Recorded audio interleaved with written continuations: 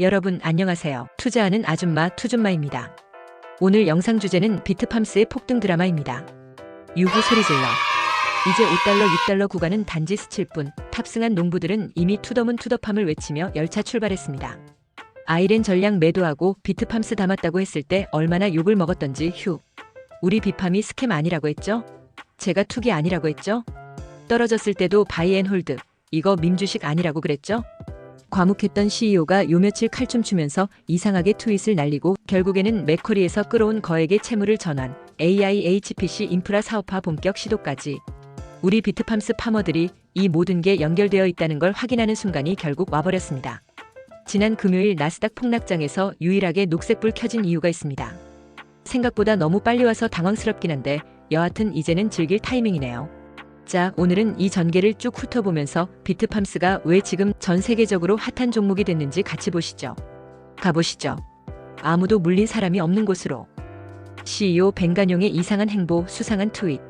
익히 말해 알고 계시죠? 요즘 CEO 벤간용이 X에 자주 글 남기거든요. 보통 기업 경영진이 자주 SNS 활동을 하는 건 조심스럽잖아요. 이전에도 암호화폐 AI 인프라 전환 이야기가 돌긴 했고 시장에선 반신반의했는데 그런데 3일 전 정식으로 발표가 하나 나왔어요. 맥쿼리와 맺은 300밀리언 달러 채무를 사모대출 형태로 전환하고 추가로 50밀리언 달러를 가속화 자금으로 인출하겠다는 발표였고 그게 펜서크릭 사업 투자라는 거죠. 지난 금요일에 이 뉴스가 공식적으로 나왔고 CEO도 X에 남겼고 회사 홈페이지 보도자료에서도 확인되었습니다. 즉 단순히 말뿐 아니냐는 루머 수준으로 떠돌던 AI 전환 구상이 실체를 갖기 시작한 거죠. 어쩐지 밈에 쓰이는 영상이랑 이미지를 재미삼아 봤더라니. 급등장 시작할 것 같으니까 빨리빨리 사용하라고 미리 만들어두라고 한 것 같죠? 참 똑똑하고 젊은 유능한 CEO예요. 그럼 맥쿼리 사채 전환, 추가 인출 발표 뉴스를 분석해볼까요? 원래 비트팜스는 맥쿼리에서 최대 300밀리언 달러 채무를 확보해 놓은 상태였고 당초 구조는 부분적으로 모회사 수준에서 자금을 쓰고 프로젝트 요건 충족되면 더 많이 인출하는 식이었습니다. 그런데 이번에 그 사모채권에서 프로젝트성 설비 투자로 이전 전환이 공식화된 거죠. 즉 펜서크릭 프로젝트에 직접 연결된 자금 흐름을 보장하겠다는 선언이겠습니다. 추가로 50밀리언 달러까지 인출해서 지금까지 확보한 금액과 함께 가속화 자금으로 토목공사, 변전소 설치, 장비 선주문 등에 투입하겠다는 게 계획이죠. 회사는 페이즈 1 공사 착공을 2025년 4분기로 보고 있고 2026년 말까지 전력 공급을 목표로 한다고 합니다. 대센 하나 제대로 돌아가게 하는 게 적어도 2-3년은 걸리는데 비트팜스는 채굴 농장을 워낙에 많이 짓고 이전하고 돌려봤으니 데이터 센터 1-2년 사이에 만드는 건 일도 아닌 거죠. 또 중요한 건 AI HPC 인프라 사업을 말이 아니라 실행 가능 단계로 옮겼다는 증거가 된다는 점이에요. 이제 진짜 확실해졌습니다. 물론 리스크도 많죠.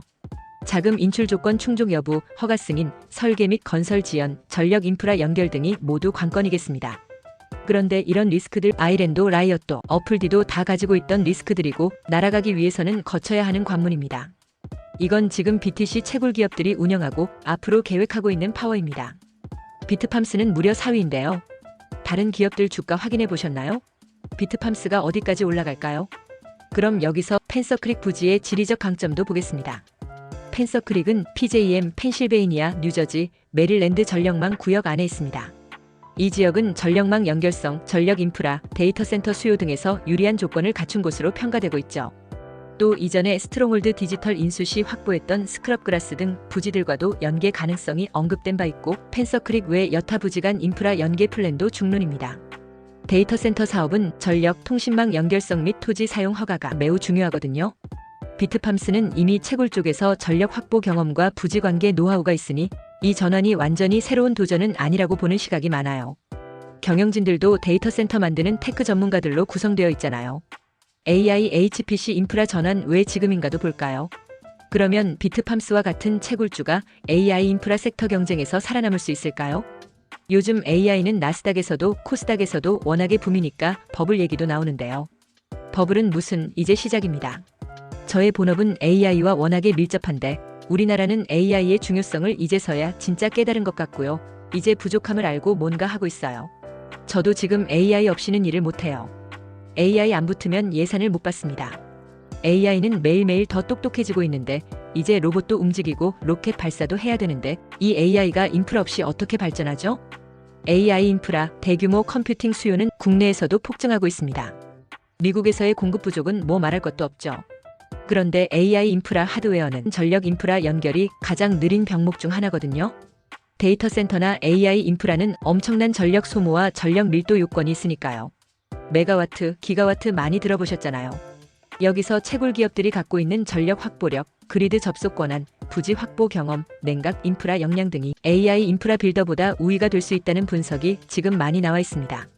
버번스테인 보고서에서도 채굴업체들이 미리 확보한 고밀도 전력 인프라가 AI 인프라 업체들에게 예측 불가능한 연결 지연을 줄일 수 있다는 평가를 내놓았어요. 비트팜스는 이미 우리는 비트코인 채굴만 하는 회사가 아니라 AI HPC 기반 디지털 인프라 회사로의 전환을 추진 중이다는 발언들을 해왔죠.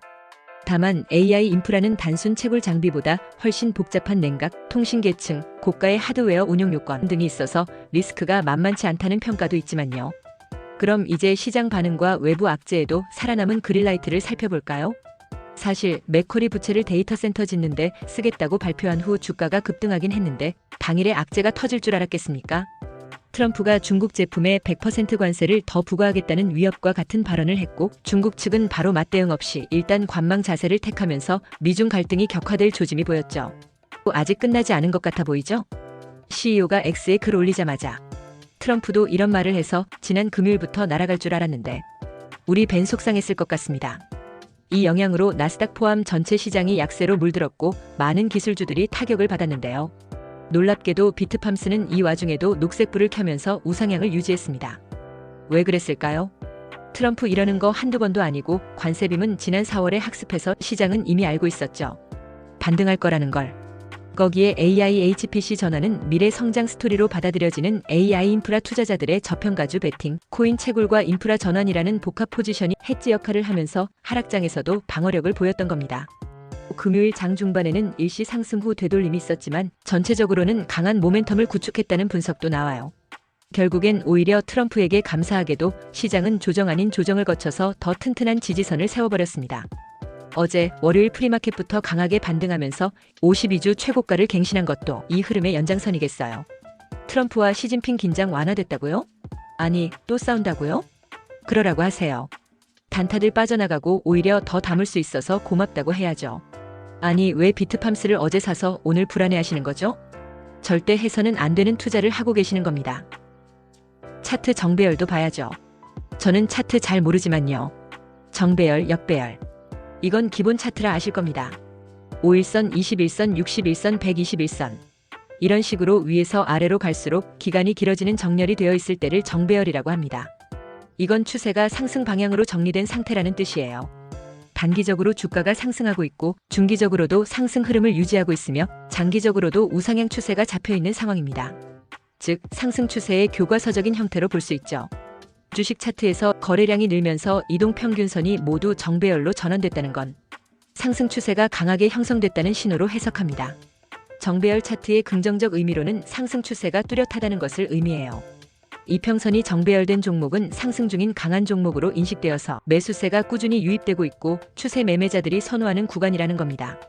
주의할 점으로는요. 이미 단기적으로 과열된 상태일 수도 있고요. 정배열이 된 뒤엔 단기 조정, 이평선 수렴 또는 눌림목이 자주 나옵니다. 급등에 급등을 하기는 어렵고요. 반드시 조정이 필요합니다. 즉 무조건 매수 신호는 아니고 상승 추세 확인 신호에 가깝습니다. 다른 종목 차트도 한번 살펴보세요. 제가 언급해드렸던 데이터독, 리게티 등도 지금 정배열 차트 만들고 날아가는 중입니다. 앞으로의 기대와 리스크 요인도 살펴보고 가시죠.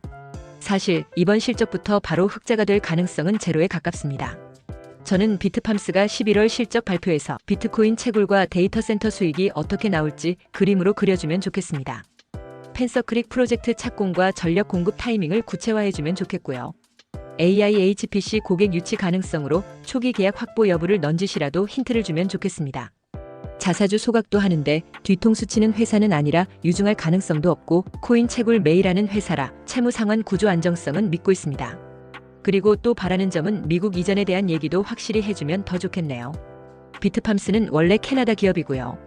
캐나다 주식시장에도 상장해놔서 토론토에 원래 본사가 있거든요. 근데 이미 뉴욕 헤드쿼터라고 말을 하는데 미국에도 본사를 세워놓은 것인지 그럼 미국 회사가 된 건지 하나의 회사가 캐나다 주식장에 미국 주식시장에 상장한다고 본사 2개 놓고 있으면 되는 건지 제가 이런 건 잘 모르겠네요. 아시는 분 있으면 댓글 달아주시면 좋겠어요. 나스닥 상장사가 미국 회사면 분명한 장점이 있어요. 미국의 데이터 센터 짓는 기업이라면 더더욱 미국 내 허가 및 법률, 세금 우대 요소가 있거든요. 기업이 더 성장했을 때 다양한 ETF 편입도 유리해지고요. 형식적으로 리스크 요인을 살펴보자면요. 프로젝트 지연 또는 인프라 연결 지연이 있겠고요. 자금 조달 조건 미충족이나 기술적 문제, 즉 냉각, 통신 인프라, 하드웨어 운용 난이도 등이 있을 거예요. 암호화폐 가격 급락, 전력비 상승 리스크, 규제 리스크, 정치 리스크, 예를 들어 미중 갈등, 미국 내 법률 환경 변화 등 AI 인프라 전환 기업들 모두 가지고 있는 리스크들이죠. 비트팜스가 가진 리스크로는 단 하나. 시총이 작아서 거래량이 많아지면 변동성이 크다는 것뿐이겠네요. 특히 장 초반 패닉셀에 주의하세요. 마무리할게요. 오늘은 비트팜스의 폭등 스토리를 중심으로 상승세 흐름을 같이 훑어봤어요. 말로만 떠돌던 AI 전환이 실제 자금 흐름으로 확인되었다는 것, 프로젝트 착수 발표로 재료가 한 단계 더 진화했다는 점이 핵심입니다. 비트팜스는 이제 단순 채굴 회사가 아니죠. 전력 부지 인프라 경험을 가진 기업이 AI HPC 시대에 재편된다면 어떤 모습일까라는 기대 가득한 존재가 돼버렸습니다. 앞으로의 실적 발표, 팬서클릭 진전 상황, 그리고 AI 고객 확보 여부가 관전 포인트겠습니다. 우리 농부 여러분들은 계속해서 팜파미의 성장을 지켜보시죠. 이 영상이 마음에 드셨다면 좋아요, 구독 눌러주세요. 그럼 다음 영상에서 또 만나요. 투더팜. 제가 매번 말씀드리지만 저는 좋은 기업과 그 기업의 성장 스토리를 좋아하는 투자하는 아줌마일 뿐입니다. 저는 급등주 추천하는 사람이 아니고요. 저는 여러분의 계좌를 책임져 주지 않습니다. 언제 살까요? 언제 팔까요? 얼마까지 갈까요? 저는 대답 못 해드려요. 가까운 증권사 영업점 찾아가셔서 금융서비스업에 종사하는 분들께 계좌 맡기시고 물어보세요. 구독자분들은 저랑 같이 기업 공부해보시고 매수 매도 타이밍 감을 잡아보시면 좋겠습니다. 투자는 실전이고 본인의 돈입니다. 누구에게 의지하지 마시고 본인이 직접 해보셔야 알게 됩니다. 우리 평생 투자할 거잖아요. 비트팜스만 투자할 거 아니잖아요. 기다리시는 새 종목은 아직 들어갈 타이밍도 아니고 급등주도 아니니 새 종목 역시 조급해하지 마세요. 저 벌써 비트팜스 수익률 100% 넘기고 이익이 제 연봉을 넘었는데요. 전 본업도 중요하기 때문에 오늘 근무도 열심히 하고 왔습니다. 퇴근하고는 애들도 봤어요. 구독자 여러분도 투자자 여러분도 호가창이 아닌 현생을 사시길 바라며 본업에 집중하시면서 일단 비트팜스를 즐기고 계세요. 아 맞다, 또 저는 유튜브 외에 다른 SNS 활동은 하지 않습니다. 짭줌마 짭저씨에 주의해주세요. 오늘도 시청해주셔서 감사합니다. 투줌마였습니다.